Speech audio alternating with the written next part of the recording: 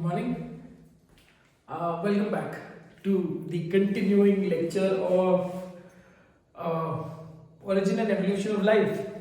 So मैं question देख रहा था and suddenly I realized that the video has been stopped. Luckily कि मैंने पूरा solve नहीं किया और video उधर stop हो गया. So I've written the question to save on the time. I've written the question, but question पूरा लिख दिया था और video बंद हो गया. My phone was absolutely dead. So charge करके तब तक मैंने क्वेश्चन लिख लिया है. So to save on the time because we have to the agenda for today's this particular lecture is discussing the next topic of the chapter. ठीक है? So come back. Let's go ahead and talk about the next question which we have to discuss. ये question में थोड़ा सा twist है, बहुत ज्यादा नहीं but थोड़ा सा ट्विस्ट है. So let's go ahead and find out. Frequency of the brown allele is 7. ठीक है? Find out the number of brown and white rabbits. The question says that there are two type of rabbits, brown and white. So definitely white is albino. तो यहाँ पे दे दिया है brown. अगर बोला है तो definitely color giving जो allele होता है that is dominant, right? तो यहाँ पे dominant allele का frequency दिया है 7. That means what is given to us is solution. What is given to us is P. P is equal to 7 दिया है बेटा. Therefore Q कितना होगा? Q would be 3. ठीक है? अगर frequency of the dominant allele 7 है, frequency of the recessive allele is 3. ठीक है? Now here they have asked to find out the frequency of brown and white rabbits. तो यहाँ पे ये नहीं बोला है कि brown rabbits definitely, अगर मैं genotypically बोलूँ तो genotype typically I get three different genotypes. Capital T, capital T, capital T, small t, capital T, small t, and small t, small t. ठीक है? तो ये three different type of genotypes. But phenotypically, I get only two type of phenotypes.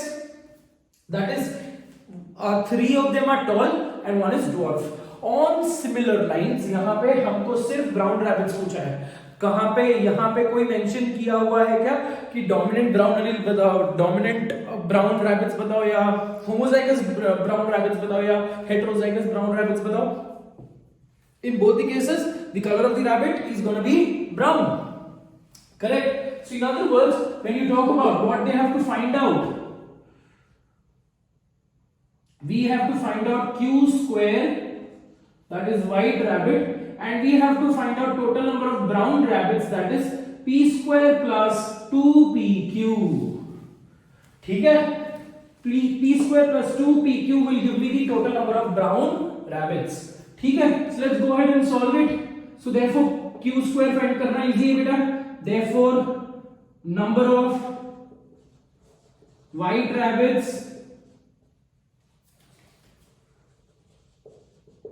number of white rabbits is equal to Q square. Q square कितना है? 3. 3 square कितना है? 9. So 9 rabbits. ठीक है? 9 rabbits are my white rabbits. So number of brown rabbits बोला है.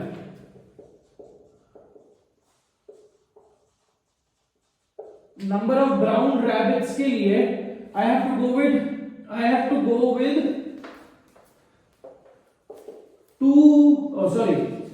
P square plus 2PQ. ठीक है? So therefore P square is equal to, I get 7 square, that is 49 rabbits. 2PQ, P square मेरे को homozygous dominant देगा, 2PQ मेरे को homozygous recessive देगा बेटा. तो 2PQ is equal to 2 into 7 into 3. That comes to 21 का डबल 42 है ना? So 42 rabbits. So therefore total brown rabbits is equal to, इतना जैसे मैं पागल जैसे पूरा स्टेप लिखवा रहा हूं, आपको एग्जाम में इतना टाइम नहीं मिलेगा, रफ वर्क करना है. ठीक है? टोटल ब्राउन रैबिट्स कितने होंगे बच्चा? Total brown rabbits is equal to 49 plus 42. That should come to, because अगर ये 9 है, that should come to 91 rabbits. Percentage देखो 91 रैबिट्स अगर ब्राउन है तो 9 rabbits there are white rabbits. ठीक है, अगर यहाँ पे डोमिनेंट पूछा, होमोजाइगस डोमिनेंट पूछा, हेटेरोजाइगस डोमिनेंट पूछा, तो you know what answer should be given accordingly. ठीक है, so the question based on Hardy Weinberg principle is pretty easy. I expect that you should get a question, क्योंकि पिछले साल, इस साल के पेपर में नहीं था शायद, पर पिछले साल के पेपर में 100% एक क्वेश्चन था, आप देख सकते हो हार्डी-वेनबर्ग प्रिंसिपल के ऊपर, बिकॉज एवोल्यूशन से 3 से 4 क्वेश्चन आने के चांसेस है। So Hardy Weinberg principle is one of the favourite question, बस उसको थोड़ा सा घुमाकर पूछेंगे। ठीक है बेटा, so that ends with our topic with respect to Hardy-Weinberg principle. I wanted to complete this question in the last lecture, but I could not, so I am continuing it with this question, and now I am absolutely erasing the board because we have to start up with another topic, that is speciation.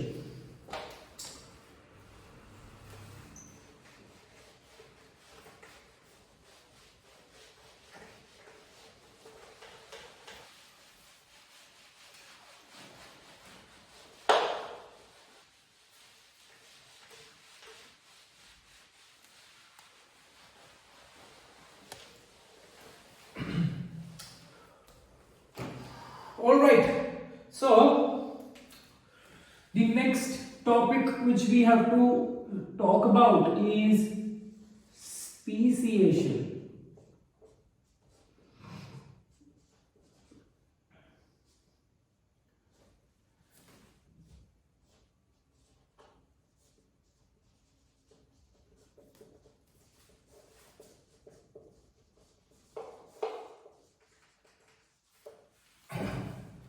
So speciation, अभी हमने ये बात किया कि genetic frequencies change होती है, genetic frequencies change होती है, इसलिए ऑर्गेनिजम्स अलग अलग टाइप के होते हैं, है ना।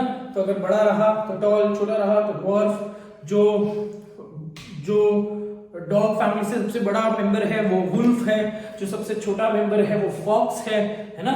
So here height is also one of the factor which is associated with the type of the organism या species of the organism.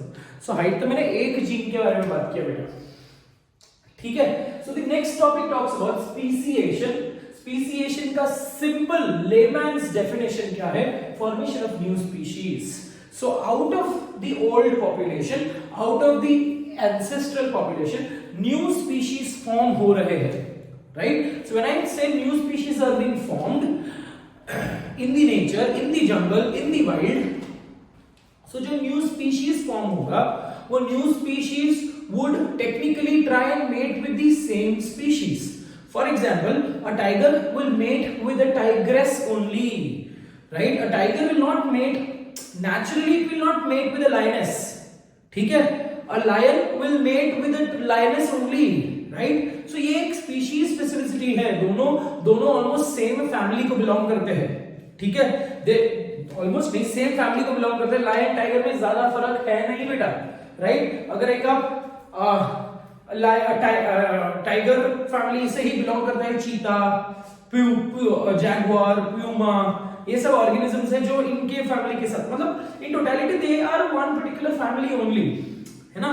जैसे पैंथेरा, जीनस भी सेम है, Panthera tigris, Panthera leo, Panthera pardus, right. So all of them have a same genus, but all of them they differ from a species, right? A cheetah will go ahead and mate with the cheetah only. क्या मतलब? Definitely a lion, a tiger and a cheetah definitely looks different. cheetah के ऊपर spots है, lion के ऊपर, tiger के ऊपर stripes है, definitely stripes में भी फर्क आ रहा है. So naturally nature में there is something called as reproductive isolation. जो next topic है, reproductive isolation का मतलब क्या है? एक जो species बनता है, one group of the species will isolate itself in terms of reproduction. देखो वर्ड कितना मस्त है, reproductive isolation. They will isolate themselves in with respect to reproduction. मतलब technically they will not mix. Once they become a species, they will not mix with some other species and they will not pollute their genes. ठीक है? So एक बार एक species develop हो गया, after that they will attain something called as reproductive isolation. So in other words, speciation का मतलब क्या है? It is nothing but formation of the new species in simple layman's term. But इसको बहुत classic तरीके से करेक्ट फॉर्म में define कैसे करें, बिकॉज जनरली डेफिनेशन के ऊपर भी क्वेश्चन आता है बेटा, वो पूरा डेफिनेशन आपके क्वेश्चन में छाप देते हैं, ठीक है, और वो बोलेंगे ये डेफिनेशन किसका है। I generally don't give you the definitions, but then for this particular context we will need to want write a correct scientifically correct definition. ये तो लेमैन्स टर्म है बेटा, ठीक है। So in other words when you talk about definition of speciation, it is nothing but formation of one or more species, formation of one or more species from a common one or more, एक और word में यहां पे add कर रहा हूं, distinct species from a common ancestral species, ठीक है। और this can also be explained more sophisticatedly, ये तो बहुत और ज्यादा इजी क्वेश्चन है, और ज्यादा इजी डेफिनेशन है। इसको और अगर डिफाइन करना है तो that can be splitting of a homogeneous population, splitting of a homogeneous population into one or more distinct groups such that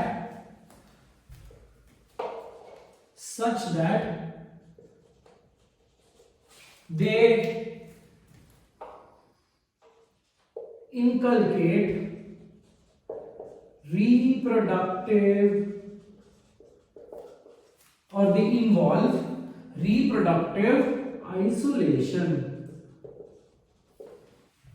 Okay, so in other words, what is this particular definition saying? Formation of one or more species from an ancestral group of species, मतलब ground Finch है जो ancestral species है।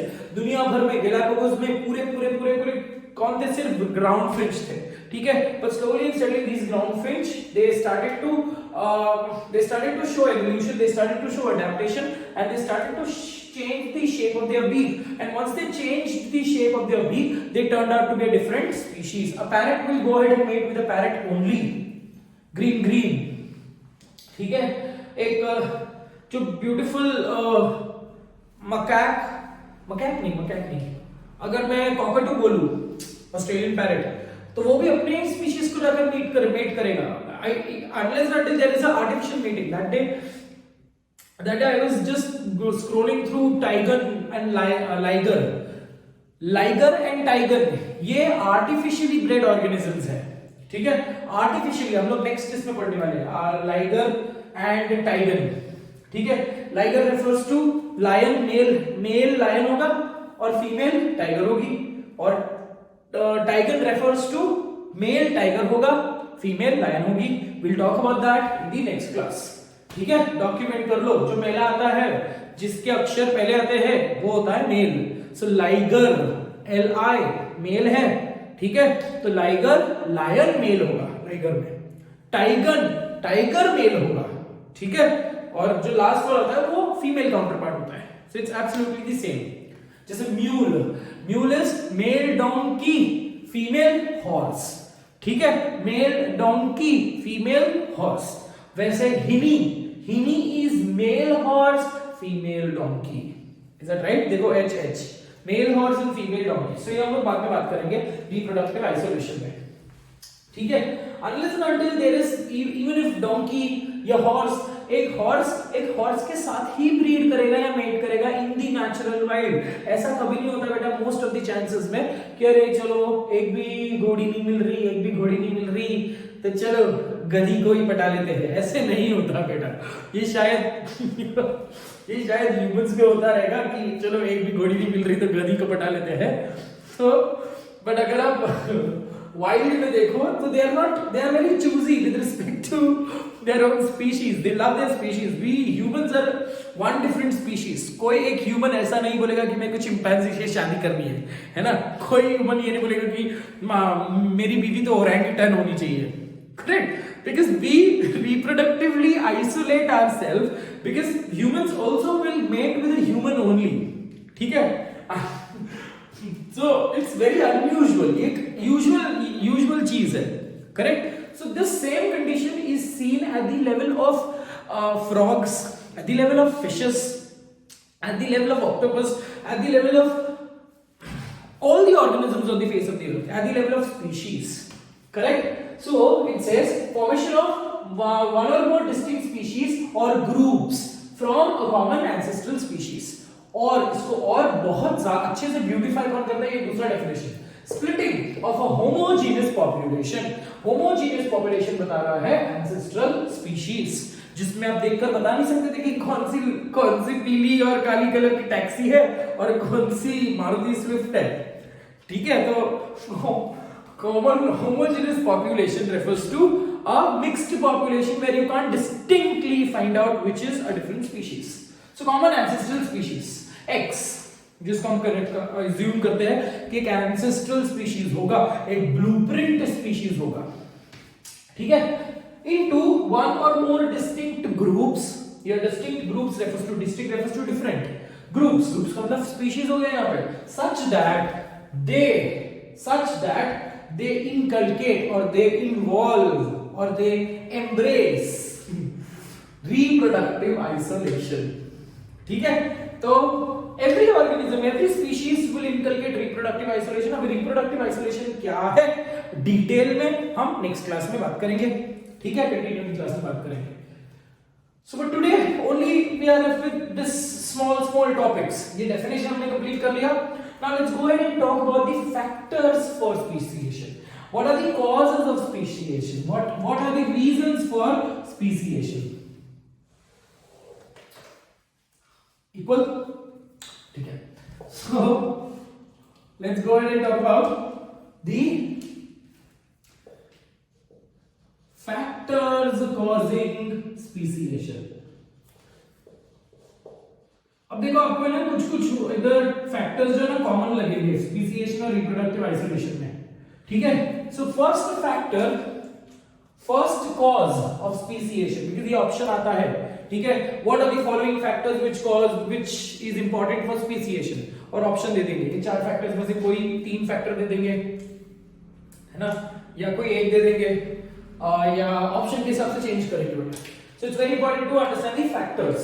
So the first factor, दिमाग लगाओ बेटा, दिमाग थोड़ा सा दिमाग लगाओ कि नया स्पीशीज फॉर्म करना है एक जूनियर स्पीशीज से, नया स्पीशीज फॉर्म करना है एक जूनियर स्पीशीज से, एक एंसेस्ट्रल स्पीशीज से. So definitely one factor which is responsible, that is mutation, ठीक है? So the first factor which is responsible for speciation,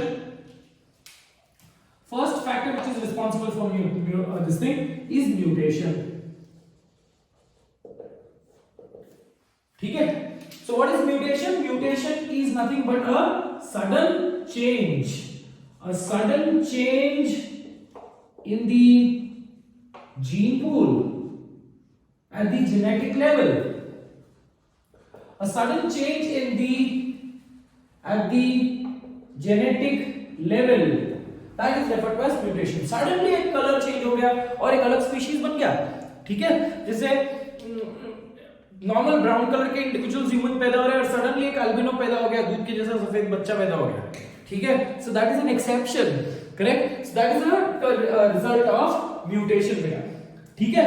so mutation is nothing but a sudden change at the genetic level और the gene value और the trait value, ठीक है? दूसरा factor है, the second factor which is responsible is gene flow. अभी अपने जो equilibrium के लिए जो पॉइंट्स पढ़े थे वो ही सब फैक्टर है नए स्पीशीज फॉर्म करने के लिए, ठीक है? So the next factor is gene flow और जीन माइग्रेशन. जीन फ्लो और जीन माइग्रेशन, ठीक है? जीन फ्लो या जीन माइग्रेशन क्या है? It is nothing but transfer नाम बता रहे transfer of genes from one population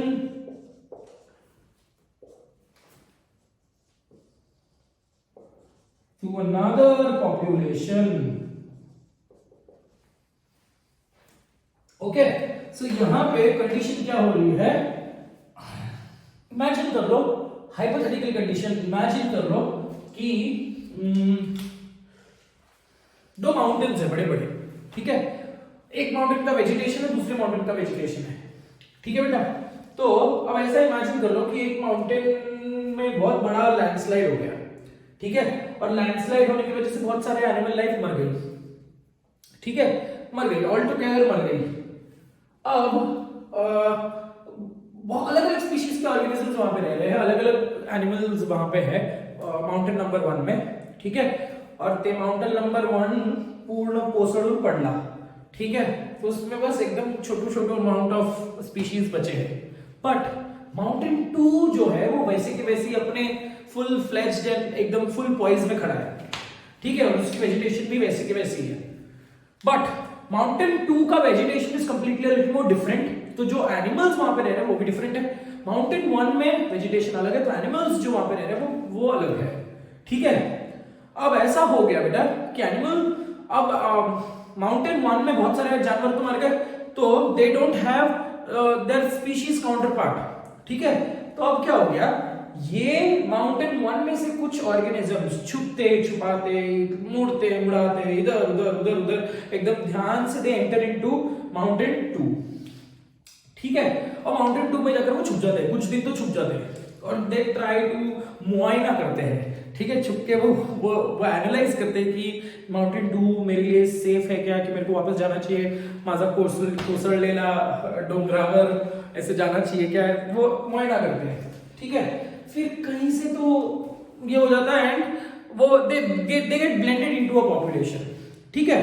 तो यहां पे पॉसिबिलिटी क्या हो सकती है बेटा कि because mountain 1 was different, had different type of vegetation, ठीक है, तो definitely the genetic level of और gene value of that particular organisms living in the mountain 1 would be a little more different, ठीक है। अब कोई तो ऐसे अकस्मात कंडीशन की वजह से माउंटेन 1 में से ऑर्गेनिज्म ट्रैवल करके गए, खुद ट्रैवल करके गए, ठीक है, खुद ट्रांसफर होके गए, ठीक है। तो जब वो ट्रांसफर हो रहे हैं तो उनके साथ उनके जीन्स भी गए, so transfer of the genes from one population mountain 1 से माउंटेन 2 में, एक बार वो माउंटेन 2 में गए, they blended with each other and they introduced their gene into their gene pool.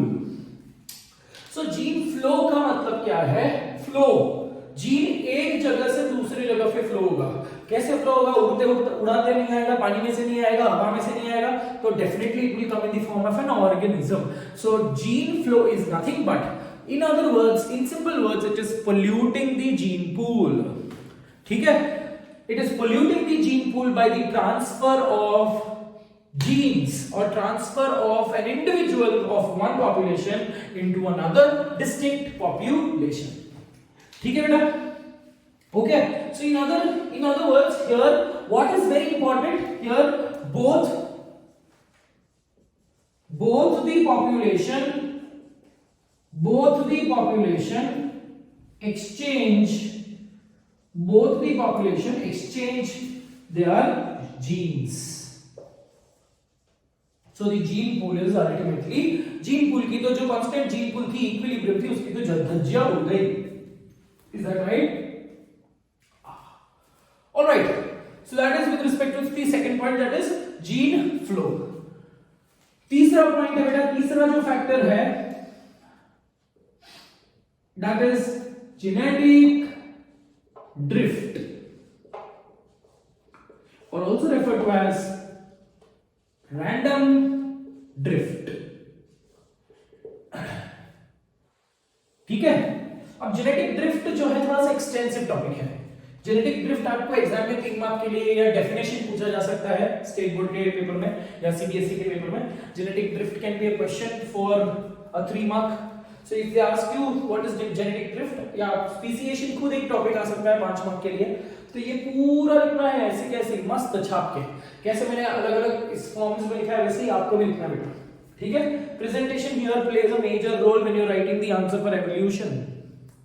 Cool, come back. Genetic drift या random drift, बेटा अभी drift का मतलब समझ लो, है ना। ड्रिफ्ट का मतलब क्या है, इंग्लिश मीनिंग ड्रिफ्ट का मतलब क्या है, अपलिफ्ट, है ना। हम बोलते हैं you have to drift your performance. अगर मैं बहुत इंग्लिश सिखाता होता तुम लोगों को तो मैं ऐसे बोलता कि बच्चों क्या कर रहे हो, you have to drift your performance, that means you have to improvise your performance, you have to uplift your performance, correct. तो ड्रिफ्ट का मतलब क्या है, यहां ड्रिफ्ट का इंग्लिश मतलब समझ लो, ठीक है।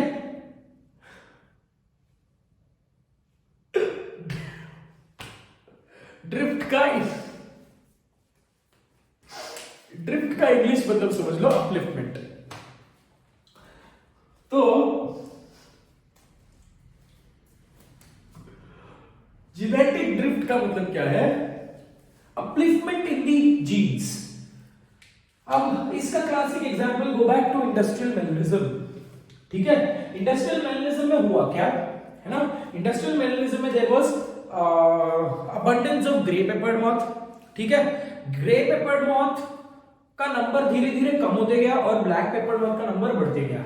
मतलब इन दैट क्लोज्ड पॉपुलेशन, ठीक है, the chances genes of genes expressing, मतलब ग्रे पेपर्ड मॉथ का जो नंबर था वो ज्यादा था, है ना, ब्लैक का नंबर कम था। That means melanin producing genes जो थे they were not active in that entire gene pool before the industrial revolution, ठीक है।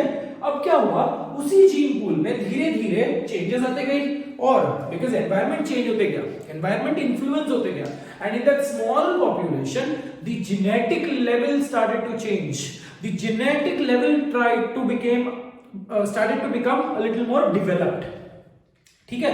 अब जेनेटिक लेवल अगर डेवलप हो रहा है, ठीक है, जेनेटिक लेवल अगर डेवलप हो रहा है तो पहले जो मेलानिन के जीन्स नहीं थे, they are getting activated now, correct. So now since they are getting activated, the number of black peppered moth increased.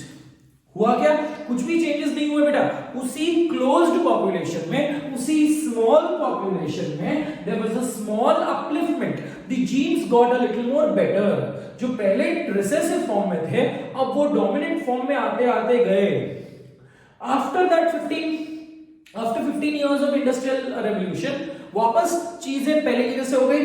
So वापस the genes started to, because अब according to the nature these genes started to get inactivated, ठीक है। So at the genetic level any type of upliftment, है ना, in the within the same population or within the same gene pool is referred to as genetic drift, ठीक है। Gene migration क्या है, एक gene अपने एग्जैक्ट जगह से आकर दूसरे के साथ मिक्स हो गया। So there is meeting of two distinct population आकर मीट हो रहे हैं।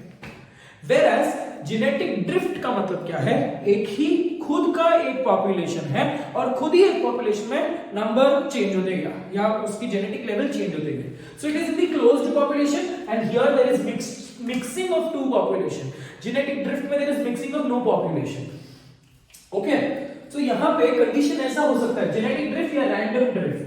रैंडमली ऐसा कुछ हो सकता है at the genetic level, at the gene pool level, तो genes might get better and better and better, ठीक है। genes का होता है upliftment.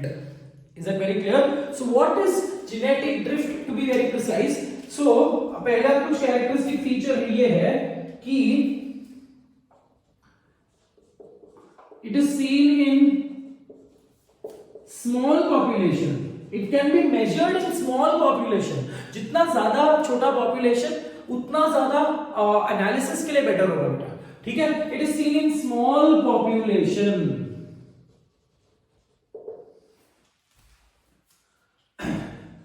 and what is it, it is changes seen in the gene pool of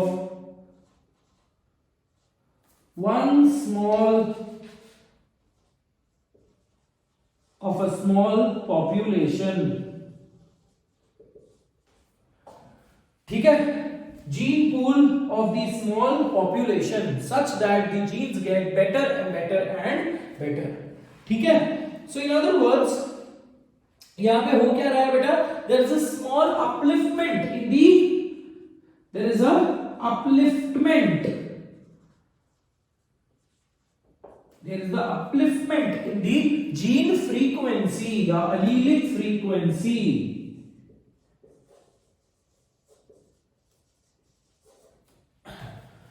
वापस जाओ industrial mechanism में, before industrial revolution gene frequency of the recessive allele was more, correct है ना, gene frequency of the recessive frequency. अब देखो वहां पे हम बोल नहीं सकते कि हार्डी-वेज प्रिंसिपल एप्लीकेबल होगा, बट नहीं भी हुआ तो भी जीन फ्रीक्वेंसी ऑफ रिसेसिव ज्यादा थी, इसीलिए ग्रे पेपर में ज्यादा थे, और अपीयरेंस ऑफ ब्लैक जीनोटाइप कम था, इसीलिए ब्लैक कम थे, ठीक है। तो appearance of gene frequency of dominant was comparatively lesser. अब धीरे धीरे क्या होने लगा, अपलिफ्टमेंट होते गया, किसमें, ब्लैक में, अपलिफ्टमेंट होते गए in the allele frequency of the coloured gene, correct, melanin का gene. So that upliftment in the allelic frequency of a small population is referred to as drifting.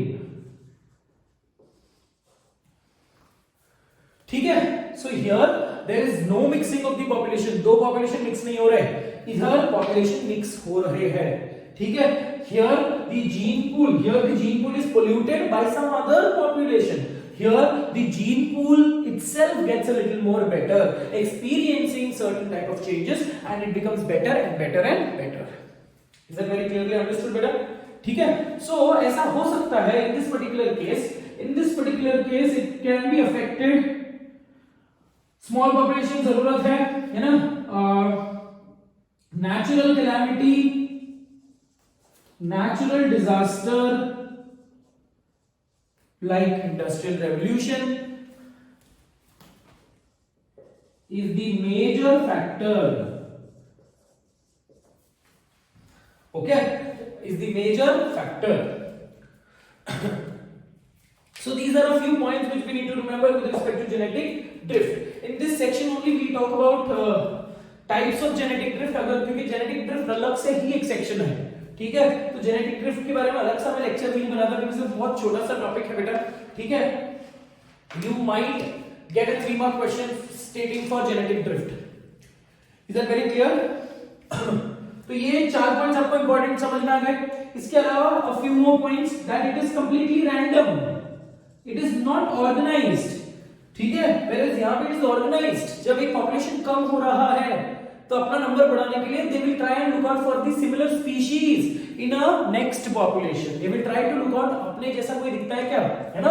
अगर मैं फॉर एग्जांपल, अगर आप इधर से यूएस चले गए, ठीक है, तो सबसे पहले अपनी यूनिवर्सिटी में आप क्या ढूंढोगे, you will try and find out some Indians, because आपको पता है कि इंडियन और इंडियन अच्छे दोस्त बन सकते हैं एटलीस्ट अब्रॉड, है ना।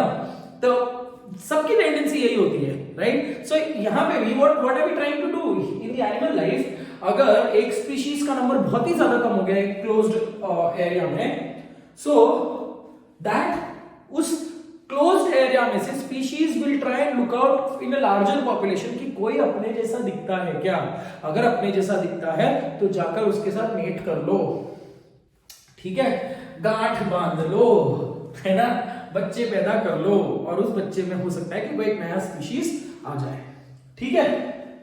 Whereas genetic drift is just pure case of chance. It is random, absolutely random, and a case of chance. ठीक है, जरूरी नहीं है ये, this is not systematically orchestrated.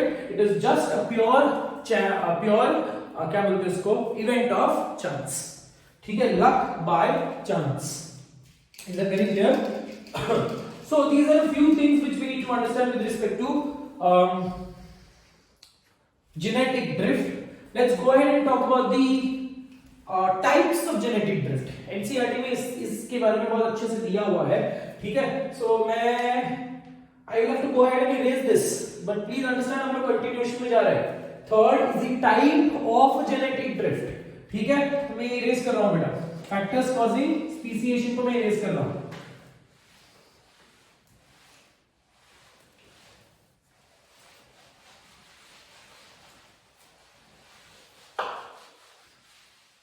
अगर अलग से जेनेटिक ड्रिफ्ट का क्वेश्चन आया तो आपको ये पूरा डेफिनेशन लिखना है और टाइप्स को एक्सप्लेन करना है, ठीक है। और अगर स्पीसिएशन आया तो स्पीसिएशन में सिर्फ फैक्टर्स एक्सप्लेन कर लो, टाइप्स एक्सप्लेन कर लो, खत्म। आपको जेनेटिक ड्रिफ्ट का सिर्फ इंपॉर्टेंस एक्सप्लेन करना है, आपको टाइप एक्सप्लेन वगैरह नहीं करना। अगर आपके पास बहुत टाइम है तो at least just introduce the name, do not go ahead and explain that, because दिमाग लगा रहा है ना, 5 मार्क के लिए स्पीसिएशन लिखना है तो आप टाइप्स ऑफ जेनेटिक ड्रिफ्ट का एक्सप्लेन नहीं करोगे, ठीक है।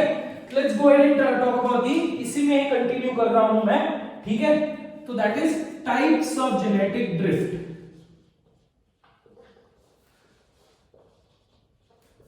Types of genetic drift. So now types of genetic drift में there are two major types which is given in your NCERT. One is called as the founder effect and the other one is called as bottleneck effect.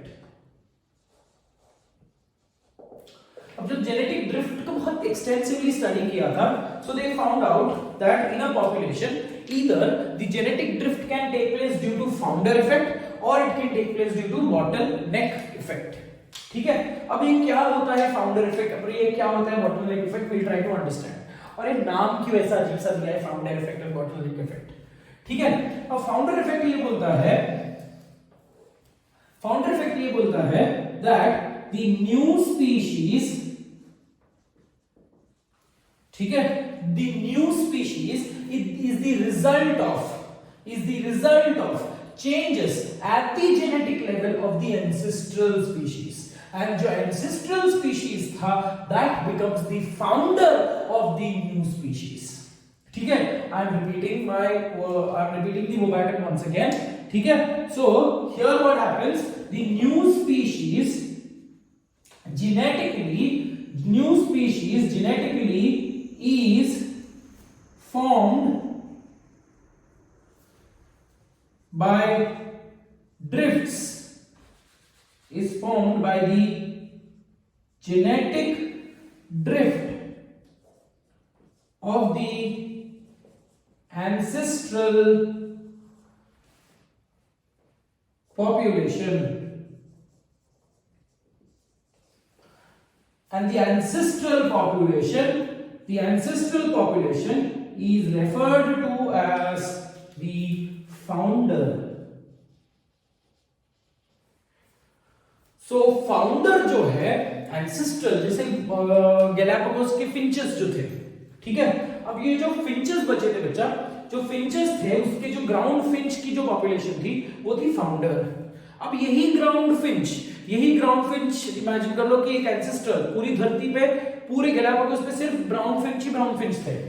अब कुछ brown Finch दूसरे island में चले गए, दूसरे जगह पे अपना घर बसाने लगे, ठीक है। बट उस आइलैंड में उनके लायक खाने लायक फूड नहीं था, तो कुछ बर्ड्स जो थे, है ना, जो इमीडिएटली वहां पे गए थे, they had to travel to a very long distance, दूसरे आइलैंड में जाओ, अपने लिए जैसा फूड चाहिए वो ले आओ और खाओ। तो इतना तो पुरता नहीं है भैया, है ना, रिक्शे का भाड़ा बहुत लगता है। तो धीरे धीरे क्या करने लगे, वही बर्ड जो आए हैं वो धीरे धीरे एडजस्ट करने लगे, ठीक है। They started to they took that effort to go to some other island and get the food, but इतना उनके लिए कंफर्टेबल नहीं था। तो वो धीरे धीरे क्या करने लगे, जो भी उनको उस आइलैंड में, इनहैबिटेड आइलैंड में मिलता है, they started to feed on that, right? They started to get used to it. अब यहां से जापान जाओगे तो वहां पे आप यू कांट एक्सपेक्ट कि लोग दाल चावल आपको परोसे, ठीक है। वहां पे खाना पड़ेगा सड़ी हुई कच्ची मच्छियां। सो बोलने का मतलब यही है that if an ancestral organism went to a altogether different area, so slowly and steadily वो वहां के चीजों को खाने लगेगा। अब धीरे जनरेशन आफ्टर जनरेशन, बिकॉज वो वही चीज खाते जाएंगे, so they will start slowly and steadily they start developing that type of beak.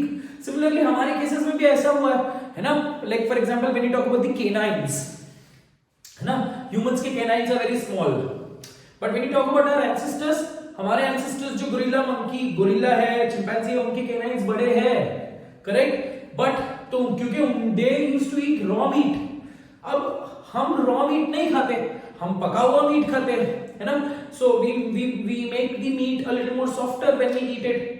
So we did not use this this canines are now vestigial for us, this canines. So over a period of time धीरे हमारे canines comparatively short होते गए, समझ में आ रहा है, और हम हमारे molars and premolars became a little more edged, little more devised, ठीक है. So that is what I mean by founder effect. So genetic drift किस पे होगा, genetic changes किस में होगा, फाउंडर पे, ancestral organisms पे. So that is called as the founder effect. तो founder effect का एग्जांपल क्या होगा बेटा, एग्जांपल होगा Darwin's finches and evolution of the Darwin's finches, ठीक है. दूसरा एग्जांपल होगा एंटीबायोटिक रेजिस्टेंस का जो एग्जांपल देगा. मिक्स्ड मास्टर पॉपुलेशन में से कुछ organism, mixed population, soil sample था ना, मिक्स्ड पॉपुलेशन था, तो कुछ ऑर्गेनिजम्स ससेप्टेबल थे, कुछ ऑर्गेनिज्म रेजिस्टेंट थे. तो एंटीबायोटिक वाले प्लेट में रेजिस्टेंट ऑर्गेनिज्म आए और उसके नेक्स्ट प्लेट में रेजिस्टेंट ऑर्गेनिज्म ही बढ़ते गए, ठीक है. नामो निशान मिट गया किसका, नामो निशान ससेप्टेबल का मिट गया बेटा. अब अगर मैंने रेजिस्टेंट ऑर्गेनिज्म को निकालकर ससेप्टेबल सिंपल प्लेट में भी निकाला तो मेरे को 100% पता है कि सिंपल सादा वाले प्लेट में भी रेजिस्टेंट ऑर्गेनिजम्स ही होंगे. सो that is when I talk about a species developing from a mixed ancestral founder species, ठीक है. So that is with respect to your founder effect. I hope this is very well understood for you guys, ठीक है. The next type of effect which we have to talk about is bottleneck effect. Bottleneck effect क्या बोलता है, bottleneck effect को क्यों ऐसा नाम दिया है, एनसीईआरटी में शायद ऐसे बॉटल का चित्र बनाया हुआ है, ठीक है. bottleneck effect को अगर एक्सप्लेन करना है तो it talks about a long, इसको भी देखो एवोल्यूशन समझने के लिए we have to correlate a lot of things, ठीक है. एक लॉन्ग नेक बॉटल लिया है, लॉन्ग नेक बॉटल, ठीक है, और ऐसे एक लॉन्ग नेक बॉटल अपन यहां पे बोर्ड पे ड्रॉ करते हैं. लॉन्ग नेक बॉटल, नाइस, इधर ब्रांड भी लिख देंगे हम लोग, ठीक है. लॉन्ग नेक बॉटल ड्रॉ करते हैं और खेलते हैं ट्रूथ एंड डेयर. शिट यार, कितना बोरिंग हो जाता है. क्लास में तो तुम लोग थोड़े से हंसते और सच में हम लोग 1-2 राउंड खेल भी लेते, बट कम बैक. तो इमेजिन कर लो कि बॉटल नेक जो है, ये बॉटल नेक इफेक्ट क्यों बोला है, please try to understand, because यहां बॉटल भी इंपॉर्टेंट है और नेक भी इंपॉर्टेंट है. नेक ऐसा ही होना चाहिए लंबा, ठीक है. तो this bottle is depicting a closed area, ठीक है. इमेजिन करो एक आइलैंड, एक आइलैंड से ऑर्गेनिज्म इधर से उधर जा नहीं सकता except for birds if they are migratory. Okay, migratory birds. Why do you think some birds are migratory and some are not? Why do you think peacocks are not migratory? Why do you think some birds are specifically migratory? है ना, seasons के हिसाब से migrate करते हैं. Is that right? Because they again they're on that voyage of spreading their genes to different areas to adapt to different conditions. ठीक है. So यहाँ पे bottle जो दिखा रहा है that is indicating a closed area. Imagine करो island. अब इस बॉटल के अंदर अलग अलग रिप्रेजेंटेटिव्स हैं. अब मैं पूरा बॉटल नहीं भरता हूं बेटा, मेरे को जान पे आ रही है, इधर ही मेरे लेक्चर के बीच में मौत हो जाएगी अगर मैं पूरा भरते गया तो, ठीक है. तो आई am just making a few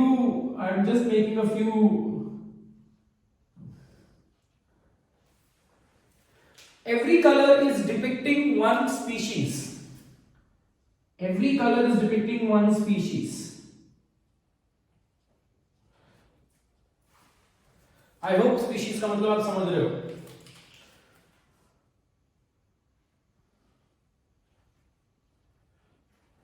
ठीक है. So bottleneck effect क्या है? Bottleneck effect basically is seen in a small population which is affected by natural calamity. ठीक है. अब इसको एक्सप्लेन करने के लिए इकोलॉजिस्ट एक स्ट्रैटेजी यूज करते हैं. इमेजिन कर लो कि बॉटल नेक इफेक्ट है, बॉटल में ये बॉटल आपका ये है, क्लोज्ड आइलैंड है या क्लोज्ड एरिया है, इसके अंदर every particular colour Beed is indicating one species, ठीक है। और लिया हमने और मस्त ऐसे मिक्स किया, ठीक है, और मिक्स करके ऐसे ढक्कन खोल के उड़ा दिया, पागल हो गया, ठीक है। तो मिक्स किया, सो that is explaining the blending of the mix किया, ठीक है। और इमेजिन करो कि नेचुरल कैलामिटी आ गया, ठीक है। अब मिक्स करने के बाद, क्योंकि नेचुरल कैलामिटी में यही होता है ना, जानवर इधर से उधर भागते हैं, दौड़ते हैं, तो वही चीज हमने यहाँ पे किया, ठीक है। इमेजिन कर लो कि हम एक आइलैंड को पकड़े हुए हैं बॉटल के रूप में, बॉटल रूपी आइलैंड, ठीक है, उसको हमने शेक किया। So let's say for example we are creating a avalanche या we are creating a typhoon, ठीक है। अब टाइफून की वजह से ऑर्गेनिजम्स इधर उधर, जैसे बीड्स इधर उधर जा रहे हैं, ऑर्गेनिजम्स इधर उधर भाग रहे हैं, ठीक है। और पूरा का पूरा एक major chunk of organisms, major area जो है अफेक्ट हो गया, ठीक है। अब जब मैं इस बॉटल में से एक ऑर्गेनिज्म के ग्रुप को एक पेट्री डिश में निकालता हूं, है ना, तो कैन यू एंश्योर दैट इस पेट्री डिश में जब मैं लंबे बॉटल में, बिकॉज ये लंबे नेक से बीड्स को बाहर निकलना है, ठीक है। सो जब लंबे नेक से जो बीड्स बाहर निकलेंगे, कैन यू एंश्योर कि इसमें सिर्फ लाल कलर के आएंगे या ग्रीन कलर के बीड्स ही आएंगे या ब्लैक कलर के आएंगे? So it is completely random. So when you are doing it, जब ये बॉटल में से बीड्स निकालने की कोशिश करोगे बेटा, so you can not ensure कि इसमें से 2 ही रेड हो, 3 भी रेड हो सकते हैं, 4 भी रेड हो सकते हैं, ठीक है। और या फिर यू कांट एंश्योर कि 1 ब्लू हो या 2 ब्लू हो। यू कांट एंश्योर कि यू कांट एंश्योर कि इसमें ग्रीन आए ना। समझ में आ रहा है बेटा? तो बॉटलनेक इफेक्ट एक्सप्लेन करने के लिए, bottleneck effect basically talks about if a small population is affected by natural calamity, ठीक है, affected by natural calamity just like drought, famine, earthquake, tsunami, ठीक है। अगर natural calamity nature is absolutely just with everyone.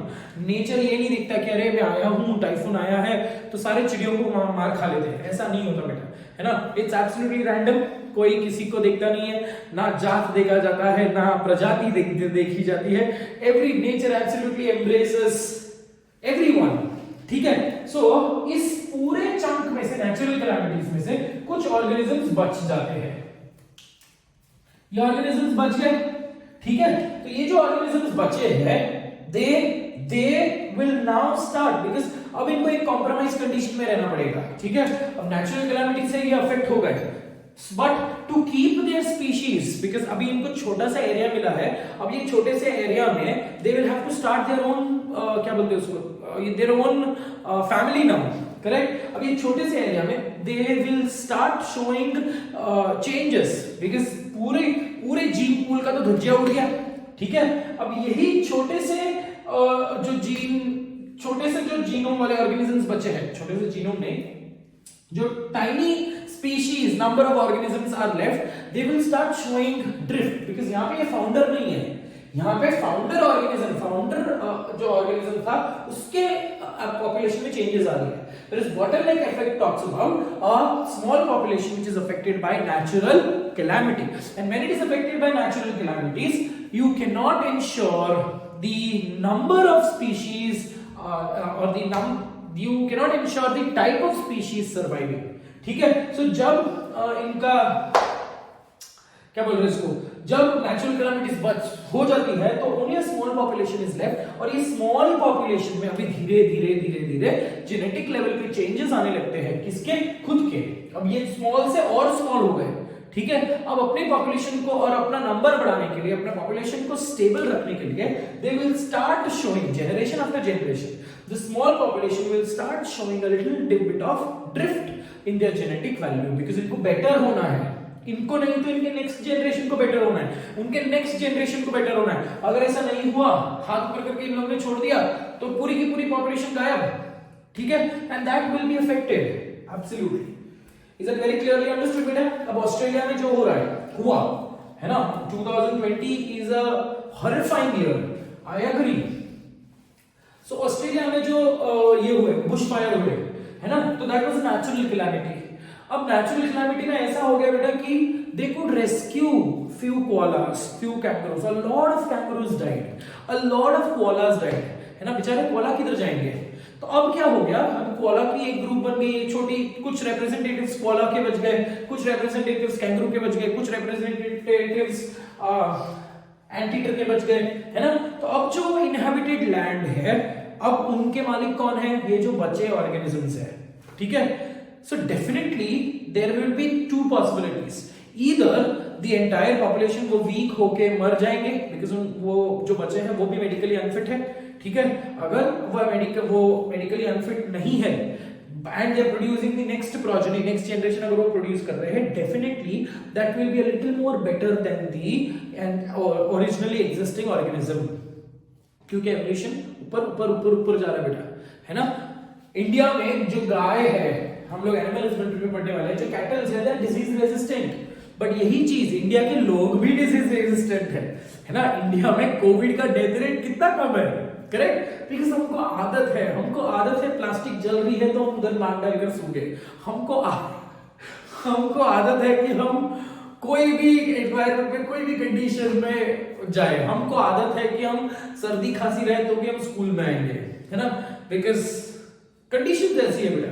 And हमको आदत है कि हम छोटे छोटे कंपैक्ट एरियाज में रहे और so our body is technically very strong in terms of disease fighting ability. वही कंडीशन अगर यूएस में चले जाओ, मार्चले लोग, है ना, इधर चले जाओ, यूके में चले जाओ, इटली में चले जाओ, एकदम मस्त हाई फंडू लोग, है ना, उनको मतलब टेक्निकली उनकी ठंडी अगर बहुत ज्यादा हो जाए तो उनके पास कपड़े हैं, और हम बेचारे, हम तो अगर ठंडी बहुत ज्यादा हो गई, है ना, हम अपने आप को घर के अंदर बंद कर लेंगे, बट जाकर महंगा वाला जैकेट नहीं खरीद के लेके आएंगे, करेक्ट। बिकॉज कुछ भी बोल रहा हूँ on that particular point, I am just trying to make you understand कि नेचुरल कैलामिटीज से जो ऑर्गेनिज्म बचे, ठीक है, and they will act as a founder now, but they are not founder, ठीक है। आई टोल्ड यू फाउंडर किसको बोलेंगे, एंसेस्ट्रल ब्लूप्रिंट स्पीशीज को बोलेंगे, ठीक है, एंसेस्ट्रल। यहाँ पे एंसेस्ट्रल नहीं, एक डेवलप स्पीशीज है, बट अब ये रिप्रेजेंटेटिव स्पीशीज है, because they representative left, because they are the only representative left, so their next generation जो उनमें जेनेटिक रिकॉम्बिनेशन होगा। मैं ये नहीं बोल रहा हूँ कि ब्लू के साथ रेड मिक्स हो रहा है, या ब्लू स्पीशीज के साथ रेड मिक्स हो रही है, या ब्लैक स्पीशीज के साथ रेड मिक्स हो रही है, ऐसा नहीं हो रहा, सल्फा कॉम्बिनेशन नहीं बन रहा, बट जो रेड और रेड जो मेट करेंगे, ओके, रेड और रेड स्पीशीज जब मेट करेंगे, so definitely there will be a higher degree और higher chances of recombination, higher chances of genetic changes in both the species during the gamete formation. So हो सकता है कि जो gamete form होगा, या जो chances of genetic recombination जो सेल साइकिल साइड डिवीजन में हो रहा है ना, मियोसिस में हो रहा है, chances of recombination की जो डिग्री है वो ज्यादा हो जाएगी, ठीक है, जिसके वजह से वो ही जो gametes produce होंगे, they will have a higher quality, higher level of the genes from the parent. So उनके जो बच्चे आएंगे वो पेरेंट से थोड़ा एटलीस्ट 10% बेटर होंगे। अब 10% बेटर वाले पॉपुलेशन और ब्रीड करेंगे और उनका पॉपुलेशन थोड़ा सा और बेटर होगा, unless and until the entire population, unless and until the entire bottle gets filled, ठीक है, unless and until ये लंबा नेक क्या इंडिकेट कर रहा है, difficulty in coming out, ठीक है।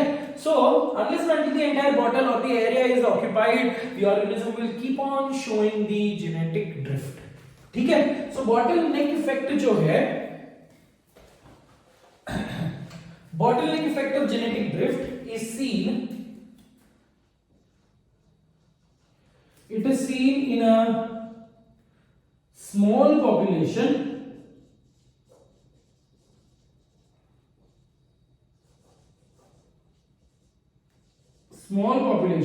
affected by natural calamity. The natural calamities can be tsunami, drought, famine, etc. etc. समझे बेटा, ठीक है। तो जितना छोटा पॉपुलेशन उतना ज्यादा डैमेज, और उतनी ही छोटी नंबर ऑफ रिप्रेजेंटेटिव्स बचेंगे, ठीक है। और जितनी छोटे नंबर ऑफ रिप्रेजेंटेटिव्स बचेंगे, नंबर, ठीक है, जितने छोटे नंबर ऑफ रिप्रेजेंटेटिव बचेंगे, chances of gene recombination will be comparatively more, ठीक है। So that is with respect to genetic drift, which is one important. अगर जेनेटिक ड्रिफ्ट का क्वेश्चन आया तो इतना पूरा लिखना है, ठीक है। अगर स्पीसीएशन का क्वेश्चन आया तो जेनेटिक ड्रिफ्ट में सिर्फ ये दो चीजों का नाम लिख लो, बस खत्म, उसके अलावा कुछ भी लिखने की जरूरत नहीं है। अगर टाइम है तो एग्जांपल्स डाल देना, ठीक है बेटा। So that is with respect to genetic drift, ठीक है।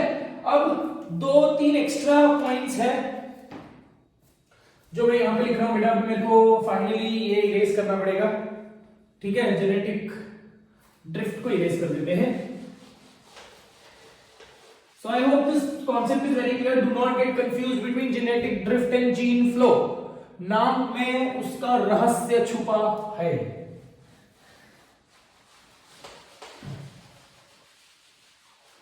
So apart from genetic drift, there are a few more factors which are responsible for speciation. The next factor, that is I guess genetic drift, mutation, gene flow, genetic drift तीसरा था। चौथा वाला factor जो है, चौथा factor, fourth factor is natural selection. पूरा एक lecture हमने दे दिया नेचुरल सिलेक्शन के ऊपर। Fifth factor is reproductive isolation.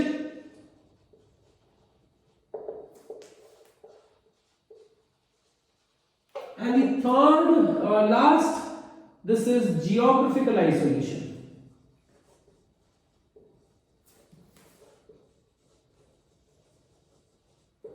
Geographical isolation का मतलब है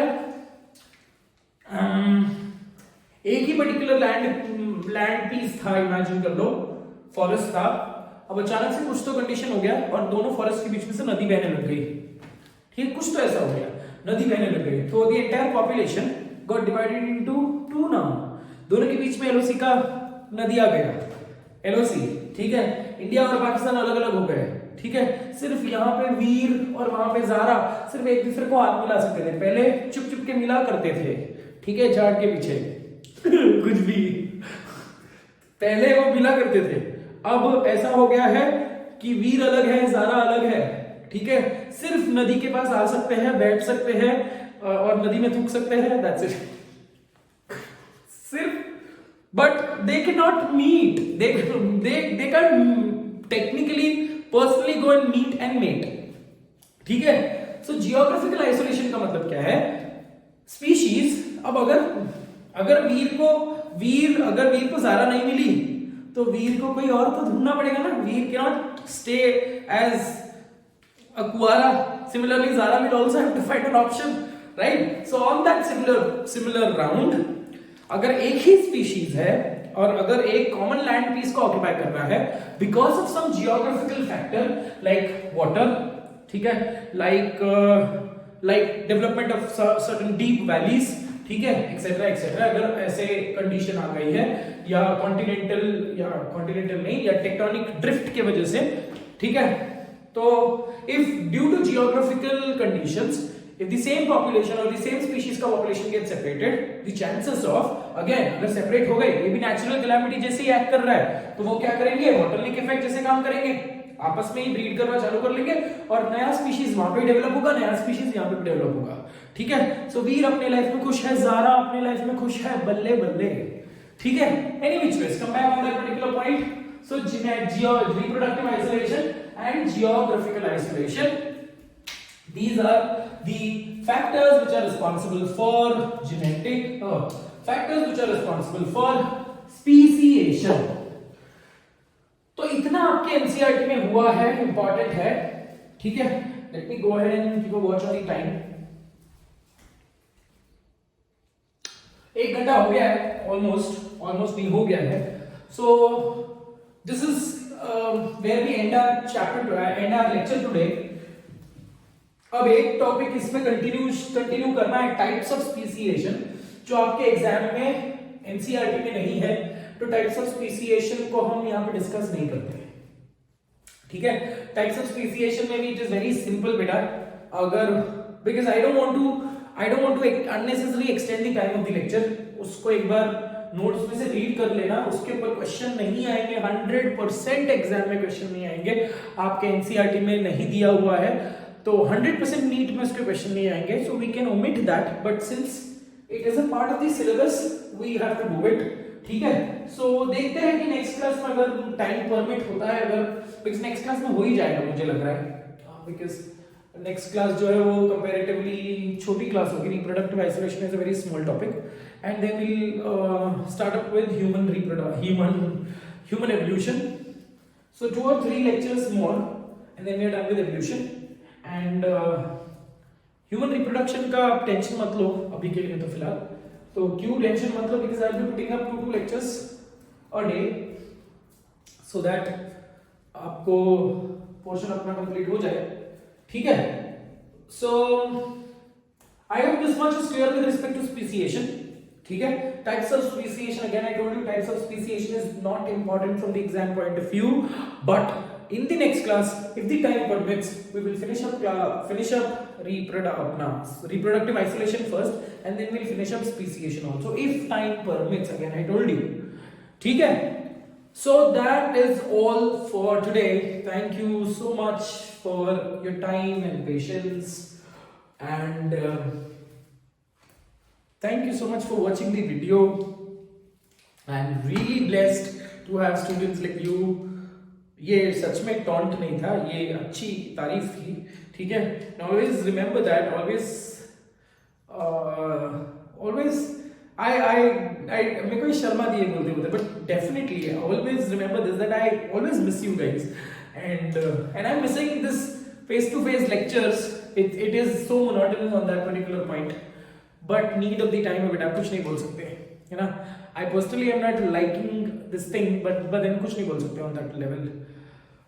So any which ways, there we finish up our session for today. Thank you so much. I hope you have a blissful and blessed day. Thank you so much. Give my regards to your parents and God bless you. Bye bye.